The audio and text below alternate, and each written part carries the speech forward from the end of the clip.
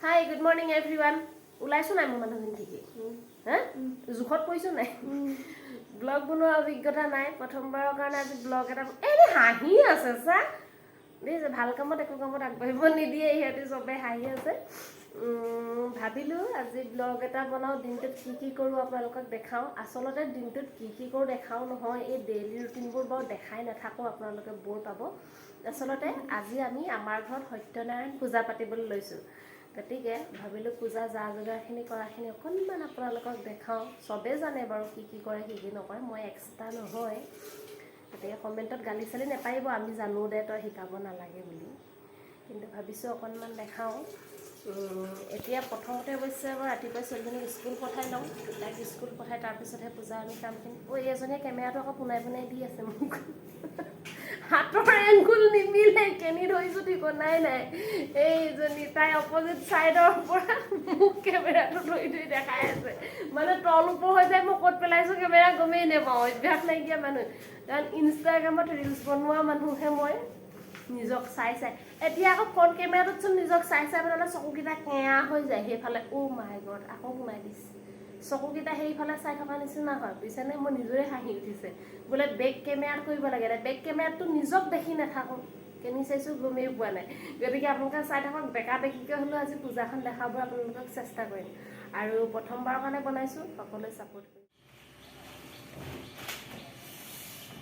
এতিয়ালৈকে আজৰি হ'বলৈ পৰা নাই গা ধুব বাকী আছেই পূজা বুলি গোটেই ঘৰটো চাফ চিকুণ কৰি লৈছোঁ তাৰপাছতে বেড কভাৰ বান্ধি লৈছোঁ আজৰি হৈ গা ধুই তাৰপিছত আকৌ কি কৰোঁ দেখুৱাই আছোঁ এতিয়া গা পা ধুই আজৰি আহি গোঁসাই ঘৰত চাকি গছ দি ল'লোহি চাকি গছ জ্বলোৱাটো আপোনালোকক দেখুওৱা নাই আৰু কিন্তু চাকি গছ জ্বলোৱাটো দেখাম নহয় জানো কাৰণ ময়ে কেমেৰাটো কৰিব লাগিব এয়া মোৰ ভাগত থাপনাখন মোৰ বুলি নকওঁ দেই কৃষ্ণ প্ৰভু ভগৱান আমাৰ ঘৰৰ থাপনাখনত এয়া বিষ্ণু ফটো এভাগ ৰাখিছোঁ কাষতে অগ্নিনাভ বাবাৰ ফটো আৰু এইফালে এভাগ শিৱলিংগ ৰাখিছোঁ ঘৰটো বৰ বিশেষ ডাঙৰ নহয় বুজিছেনে সৰু ঘৰ তাতে সেইকাৰণে সৰুকৈ ৰুম এটা কৰি লৈছোঁ গোঁসাই ঘৰ বুলি এনেকৈ গা পা ধুই আহি চাকি গছ জ্বলাওঁ আৰু মনটোও ভাল লাগে কেনে লাগিছে আপোনালোকে জনাবচোন তাৰপাছত এতিয়া ব'লক আমাৰ পূজাৰ বাকী কামখিনি দেখাই আছোঁ 15টামান লাগে সৰুকৈ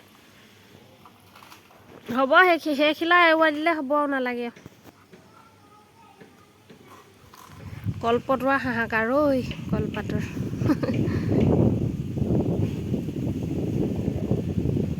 তেওঁ কেইখিলামান পাত আনিম বুলিও কৈছে কিবিলাক বিকে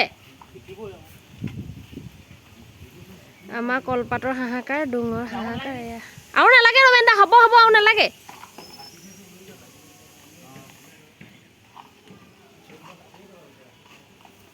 সেইজোপা একেবাৰেচোন ক্ষীণ হৈ গ'ল পটুৱাই বতাহ দিলে সেইজোপা হেৰি হৈ যাব সেইটো পচলা খাব হ'ল আৰু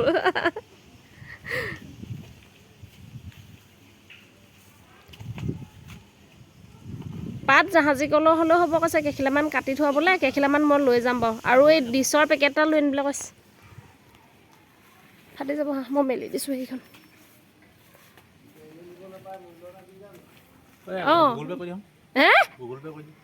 সঁচাকৈ ইনে আনিব নাপায় নহ'লে কৰ্মটো ফল নধৰে হেনো কিবা এটা মূল্য এটা দিব লাগে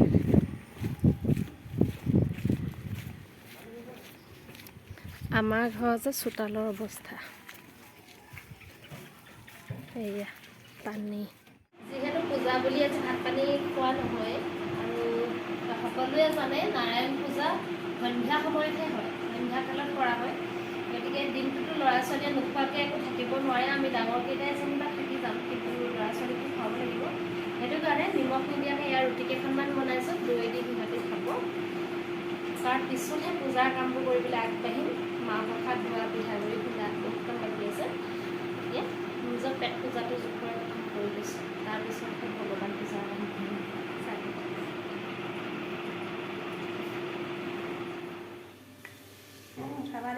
কেন নুঠাম আকৌ ঢাকি ল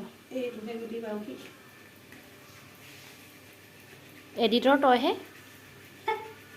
কাইন মাষ্টাৰ ডাউনলোড কৰাই নাই কৰিমহে কিহত কৰিম আৰু আমি এয়া পূজাৰ কাৰণে পিঠাগুড়ি খুন্দি আছোঁ। এইবোৰ কাম কৰা মানুহ মগাই আনিছোঁ, পূৰা লগাই দিছোঁ কামত।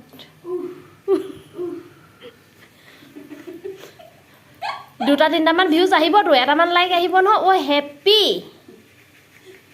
এইয়া নিজকো এবাৰ দেখাই দিওঁ থপৰাটো।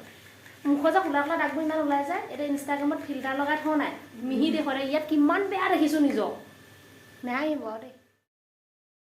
পিঠাগুড়ি খুন্দাৰ অন্তত এতিয়াই মাহখিনি ধুই ল'লোঁ। আমাৰ আকৌ কেমেৰামেন হৈছে আমাৰ সৰুজনী ভণ্টি, মানে মোৰ জাজনী। তাইৰ লগতে কথা পাতি পাতি মাহখিনি ধুই আছোঁ। আৰু মাহৰ বাকলিখিনি এনেকৈ যে বৰ সহজত গুচি যায় জানেনে? আপোনালোকেও এনেকৈ মাহৰ বাকলিখিনি গুচাইনে বাৰু জনাবচোন দেই। এই ঢেৰ লেকচাৰ ওলাইছে আমাৰ নজনা কথা।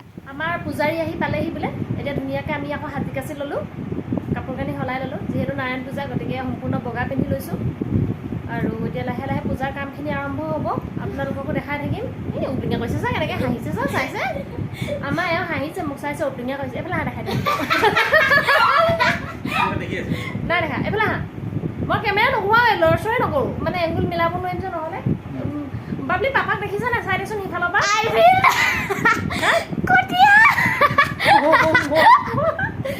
কটীয়া মটীয়া মানুহ কাৰণে বোলে মই নেদেখাব, মানে দেখাবলৈ ঢুকি নেপাওঁগৈ।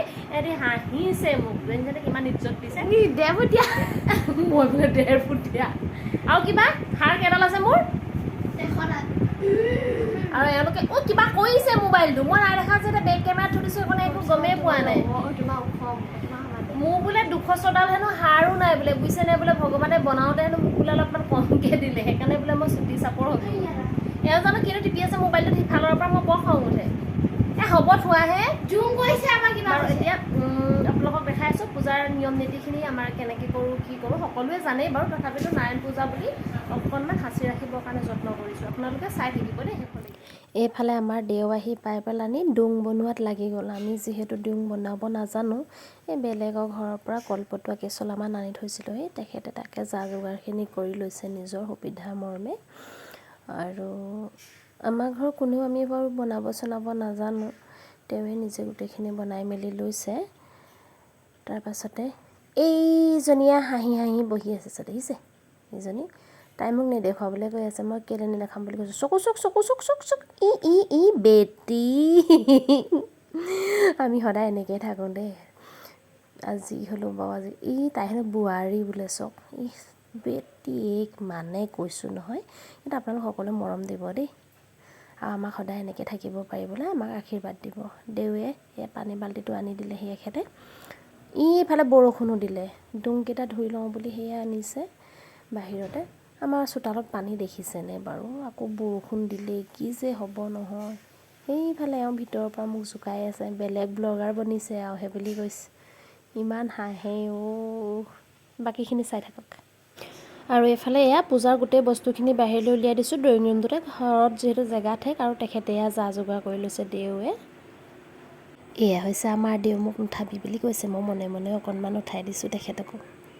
আৰু আমি দুইজনীয়ে এয়া ভিতৰত শাক পাচলি কটাত লাগিছোঁ। পূজাৰ শেষত যিহেতু খিচিৰি খাব লাগিব, আমিয়ে বনাব লাগিব, আৰু পূজাত লাগি থাকিলে সময় নেপাম যে, সেইকাৰণে আগতীয়াকৈ শাক পাচলিকেইটা কাটি আমি আজৰি হৈ লৈছোঁ। এয়া চাওকচোন, দেউৱে যে বৰ ধুনীয়াকৈ পূজাৰ থাপনাখন সজাই ল'লে। এয়াই হৈছে শ্ৰী শ্ৰী সত্যনাৰায়ণ পূজাৰ মূল আসন ভাগ। পূজাৰ বেদীখন কিমান ধুনীয়াকৈ বনাইছে চাওকচোন, চালেই চাই থাকিব মন যায়, বৰ ভাল লাগে। আপোনালোক কোনে কোনে নাৰায়ণ পূজা কৰে জনাবচোন। মিণ্টু কলিতা হয়নে, দেৱজিৎ কলিতা, মানসী কলিতা, কৃষ্ণালী কলিতা, দৃষ্টিপ্ৰিয়া কলিতা, নিয়ৰ কলিতা, বৰনীল কলিতা, সহিত পাঞ্চালী পৱন্দে হবে কহিবে কথন, আমাৰ সকলো কথা কব বিৱৰণ, কথাসাঙ্গ ভৈল হবে ভক্তিযুক্ত হয়া দণ্ডৱতে প্ৰণামী। বৰ সুন্দৰকৈ পূজাভাগ শেষ হোৱাৰ পিছত এয়া বৌয়ে প্ৰসাদ ভাগ কৰিবৰ কাৰণে এয়া নিমখ মিহলাইছে। সকলোৱে মিলি জুলি আমি এয়া প্ৰসাদ খালোঁ। তাৰপিছতে বাকী কামখিনি আৰু দেখাই আছোঁ মানে পূজা শেষেই হ'ল আৰু এতিয়া খোৱা বোৱাখিনিহে বাকী আছেগৈ। আৰু আমি দুইজনীয়ে পূজাৰীয়ে খাবৰ বাবে ৰুটি আৰু আলু ভাজি বনাবলৈ লাগি গ'লোঁ। মানে কি হয়, তেখেতে দিনটো নোখোৱাকৈ থাকে ন পূজা ভাগ কৰিবলৈ, গতিকে ৰুটি আৰু আলু ভাজি খাই তেখেতে, প্ৰত্যেক বছৰে তেখেতক তেনেকেই দি দিওঁ। গতিকে এয়া তাই আলু ভাজি বনাই আছে আৰু মই ইফালে ৰুটি বনাই আছোঁ। এনেকৈ আমাৰ পূজাখন শেষ হ'ল বহু সুন্দৰভাৱে। আপোনালোকেও আশীৰ্বাদ কৰিব যাতে আপোনালোকো ভালে কুশলে থাকে, আমি সদায় ভালে থাকোঁ। এইফালে আমাৰ ইহঁতকেইটাই খেলি আছে আৰু সকলো ভালে থাকক, সুস্থ হৈ থাকক, তাৰে কামনা কৰিলোঁ। Bye bye.